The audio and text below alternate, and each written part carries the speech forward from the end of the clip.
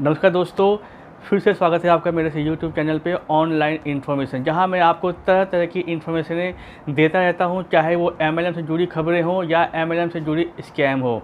आज की बात जो है मैं करने वाला हूं क्रिप्टो करेंसी को लेके। आपको जानकर बड़ी खुशी होगी कि भारत सरकार ने कुछ मंत्रियों के गुट को क्रिप्टो करेंसी के बारे में डिसाइड करने के लिए एक ग्रुप बनाया था कि क्या क्रिप्टो करेंसी को हम लीगल कर दें या इसको इलीगल कर दें। नेशनल न्यूज़ चैनल की बात माने तो इस संदर्भ में या इस और बहुत ही ज़बरदस्त निर्णय लिया जा रहा है कि क्रिप्टो करेंसी के ट्रेड को लीगल करें या लीगल ना करें, या जिन्होंने इस क्रिप्टो करेंसी को ख़रीदा हुआ है उसके ऊपर लीगल कार्रवाई करें, उसे जेल हो या क्या हो। ये पूरी खबर जो है आप इस मेरे यूट्यूब चैनल पे देखेंगे और आपको जानकर बड़ी खुशी होगी कि कुछ ही टाइम बाद या कुछ समय बाद शायद इसको लीगल कर दिया जाए और इस पर आपको टैक्स भी देना पड़ेगा। परंतु क्या है पूरा मामला, इसको देखने के लिए आप इस वीडियो को पूरा अंत तक देखिए। बीबीसी दुनिया में आज देखिए क्रिप्टो करेंसी का भविष्य और इससे जुड़ी चिंताएं। भारत समेत दुनिया भर में बढ़ रहे हैं क्रिप्टो करेंसी के खरीदार, लेकिन सरकारों में इसे लेकर है उतनी ही हिचकिचाहट। अल साल्वाडोर दे चुका है बिटकॉइन को मान्यता, पर क्या है इसके फायदे और नुकसान?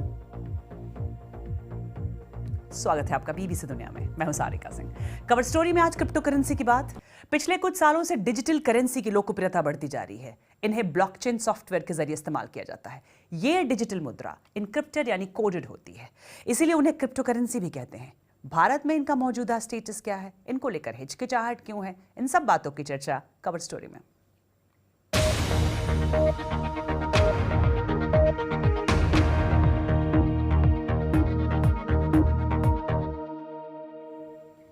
बिटकॉइन जैसी क्रिप्टो करेंसी में दुनिया भर के लोगों की दिलचस्पी है, खासकर युवाओं की। तो यह है क्या? दुनिया भर में मुद्राओं को देश के केंद्रीय बैंक नियंत्रित करते हैं, लेकिन क्रिप्टो करेंसी के मामले में ऐसा नहीं है। इसका नियंत्रण इसकी खरीद बिक्री करने वाले लोगों के हाथों में सामूहिक तौर पर होता है। पर जहां कई इन डिजिटल कॉइन्स का इस्तेमाल इन्वेस्टमेंट के लिए या फिर दूसरे देशों में पैसा भेजने के लिए कर रहे हैं, वहीं कई देशों की सरकार इस बात से जूझ रही है कि इसे मान्यता दी जाए या फिर ना दी जाए। इस साल की शुरुआत में ऐसी अफवाहें थी कि भारत क्रिप्टो करेंसी को लेकर बैन करने वाला है और जिसके पास क्रिप्टो करेंसी है उसे सजा मिलेगी।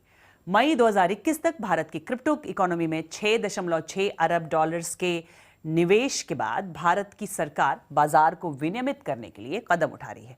इसके लिए सरकार ने एक पैनल बनाया जिसमें कुछ मंत्री शामिल थे। वर्चुअल यानी क्रिप्टो करेंसी से जुड़े तमाम मुद्दों की स्टडी के बाद इसे लेकर क्या नियम बनाए जाने चाहिए, क्या कदम उठाए जाने चाहिए, इन तमाम बातों की रिपोर्ट इस पैनल ने सरकार के पास भेजी।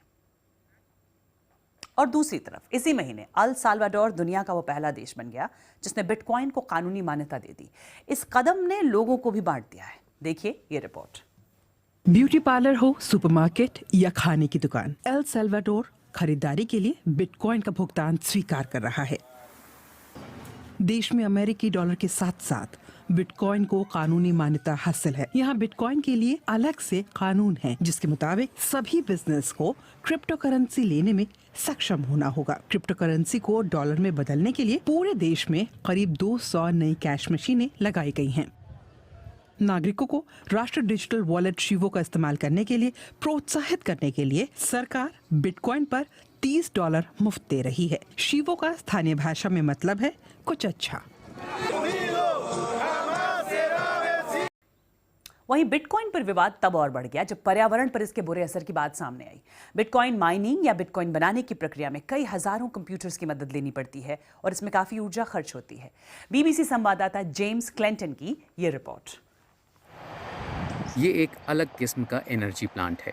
न्यूयॉर्क का ये प्लांट पहले कोयले से चलता था, पर अब इसके मालिक ग्रीनेज जनरेशन ने इस पावर स्टेशन को गैस से चलाने का फैसला लिया है, वो भी एक ट्विस्ट के साथ। यहाँ जो हो रहा है वो आज आधुनिक युग के गोल्ड रश का एक हिस्सा है, पर हम यहाँ खनिज पदार्थ नहीं ढूंढ रहे हैं बल्कि बिटकॉइन बना रहे हैं। बिटकॉइन एक क्रिप्टो करेंसी है जिसे आप ऑनलाइन खरीद और बेच सकते हैं। ये हजारों कंप्यूटर्स बिटकॉइन से जुड़ी काफ़ी जटिल इक्वेशन को संभाल रहे हैं और जब वो इसे पूरा कर लेते हैं तो उन्हें इनाम में एक बिटकॉइन मिलता है। ये एक तरह से पैसा प्रिंट कर रहे हैं। एक बिटकॉइन की मौजूदा कीमत $30,000 से ज़्यादा है। और इन कंप्यूटर्स को काम पर लगाए रखने के लिए काफ़ी एनर्जी चाहिए। The unique thing about this plant is that it both इस प्लांट की सबसे खास बात है कि ये ऊर्जा के साथ साथ बिटकॉइन भी बनाता है। तो यहाँ टरबाइन्स हैं जो ऊर्जा बनाते हैं और उसके साथ ही कंप्यूटर्स जो कि बिटकॉइन बनाते हैं। computers that are mining Bitcoin. पर ग्रीनेज का कहना है कि उनके बिटकॉइन उन माइन से कम हानिकारक हैं जो कोयले की मदद से चलती हैं और अमेरिका और चीन में काम कर रही हैं। और क्रिप्टो करेंसी पर भारत सरकार का क्या रुख है? यहां इसे कब तक मान्यता मिल सकती है और कोई गड़बड़ी होने पर मदद कौन करेगा? बीबीसी संवाददाता संदीप सोनी ने यही सवाल पूछे बैंकिंग और फाइनेंस मामलों की जानकार शिल्पा आहलुवालिया से। हम अगर देखें what has happened over the last couple of years, I think we have gone through 3 phases. Phase 1 में क्या हुआ था, RBI ने they did a complete ban on cryptocurrency. After that, we are currently, I would say, in phase 2. Phase 2 में क्या हो रहा है? There's no regulation. It is de facto unregulated because the Supreme Court overturned that ban. So right now, cryptocurrency में trading बिल्कुल freely हो रहा है. You and I can invest in crypto exchanges हैं. अभी जो आने वाला है, I think phase 3 is where we look at what kind of regulation. अभी हमें पता नहीं है कि what kind of regulation will come, but some signals we've definitely got from the government and the RBI because it is so unregulated. अगर आप crypto buy sell कर रहे हो on a crypto exchange, वो exchange regulated नहीं है। जैसे अभी अगर आप shares में trading, if you trade in shares, you buy and sell shares, you can always go to the securities regulator. आप SEBI के पास जा सकते हो, there's a problem. But today, because crypto is unregulated, there is no central authority. I think government ने भी मतलब काफी science दिए हुए हैं कि अभी they are thinking about it. They recognize कि the volumes of crypto have increased so much and they recognize कि we have to be cautious, but they also said we can't shut something like this out completely. तो I think उम्मीद है कि complete ban तो नहीं होने वाली है, but I think definitely some laws, some regulations definitely आएंगे which will regulate cryptocurrency. तो देखा आपने, हम कह सकते हैं कि आने वाले टाइम पे जो है भारत सरकार जिस प्रकार अन्य देशों में बिटकॉइन को लीगल मान्यता दे दी गई है, उसी प्रकार भारत में भी इसको एक तरह से लीगल मान लिया जाएगा। यानी कि आप फ्री होकर क्रिप्टो करेंसी को रुपए के माध्यम से खरीद या बेच सकते हैं बिना किसी झंझट के, बिना किसी डाउट के, बिना किसी डर के। हाँ, हो सकता है कि भारत सरकार इस ट्रांजैक्शन पर किसी तरह का टैक्स जो है लगा दे, वो अच्छी बात है। अगर टैक्स लगता है दैट्स मीन कि ये एक लीगल ट्रेड है। तो दोस्तों, ऐसी ही खबरों के लिए आप मेरे इस चैनल पर बने रहिए और अगली